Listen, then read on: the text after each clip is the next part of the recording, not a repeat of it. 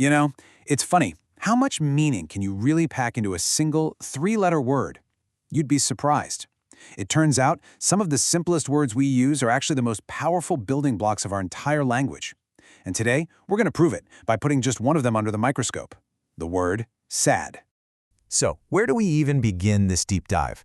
Well, believe it or not, it all starts with a number. Just one number.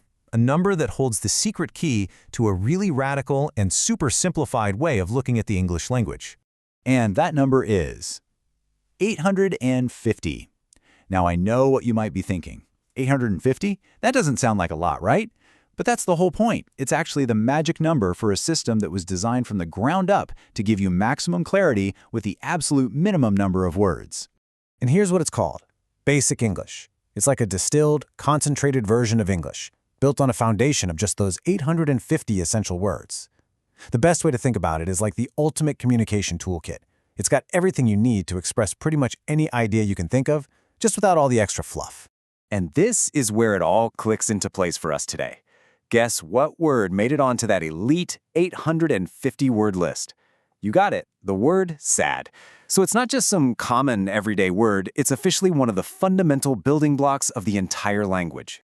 So, let's do it. Let's put this deceptively simple word under the microscope. We're going to dissect it, we'll look at its sound, its meanings, its connections to other words, and you're going to see just how much heavy lifting it really does in our everyday conversations. Okay, first things first. A word's identity really starts with how it sounds. This kind of funky spelling right here, that's from the International Phonetic Alphabet, and it tells us precisely how to pronounce it. It's a clean, short, and really impactful sound, isn't it? But hey, let's not just look at it on a screen. Let's actually hear it. Sad. Wow, that one single syllable carries so much emotional weight. It's incredible, really. Now, this is where things get really interesting. Even a word as basic as sad isn't one-dimensional at all. It actually has two very distinct jobs that it does in our language, and understanding that is key to seeing its real power. Here's the first job, and it's the one we're all most familiar with. This is all about an internal state, a personal emotion. It's that bad feeling, that we get deep down inside when something's gone wrong. And this example just nails it. The sad girl cried. In this sentence, sad is describing the girl's own internal emotional state. It's all about how she feels on the inside. Okay, but now let's look at the second meaning. It's a subtle difference, but it's a really important one. Here, sad is describing something external, a movie, a story, an event that has the power to make us feel unhappy. This example is perfect. It was a sad movie. The movie itself isn't feeling anything, obviously. It's an object. But it has the quality of making us feel sad. So here's the crucial difference. It's not about being sad, it's about causing sadness. A huge distinction. To really truly understand a word, you can't just know what it is. You also have to know what it isn't. So let's take a look at its social circle, its network of friends and enemies, the synonyms and antonyms.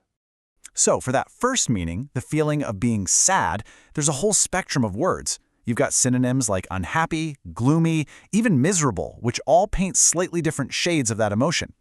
Then, on the complete other side, you have the antonyms like happy and joyful, and they create this bright, sharp contrast that helps define the exact boundaries of what sad really means. And now, check this out.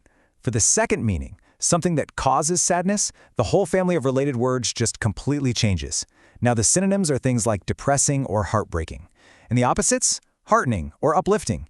It's a perfect example of how versatile this word is. Its entire network of relationships totally shifts depending on which job it's doing. It's pretty amazing. And finally, like any hardworking word, sad doesn't just work alone. It's the head of a whole family of related words that let it adapt and take on all kinds of different roles in a sentence. So you can take sad, the adjective that describes a state, and you can transform it into sadness, the noun, which is the actual name for the feeling itself. Or it can become sadly, an adverb that describes how an action is being done. One tiny tweak to the ending, and boom, it's got a brand new job in the sentence.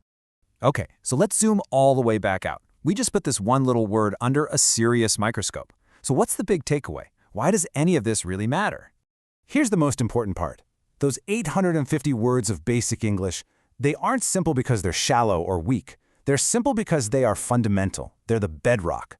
When we really understand all the layers inside a word like sad, its two different jobs, its network of opposites, its family of words, we're not just learning vocabulary, we're learning the actual foundation of clear, effective, and really empathetic communication.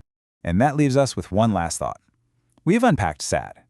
But what about all the other core words on that 850 list? Words like give, get, make, or have. What kind of incredible universes of meaning are just waiting to be discovered inside each of them? Now that is something to think about.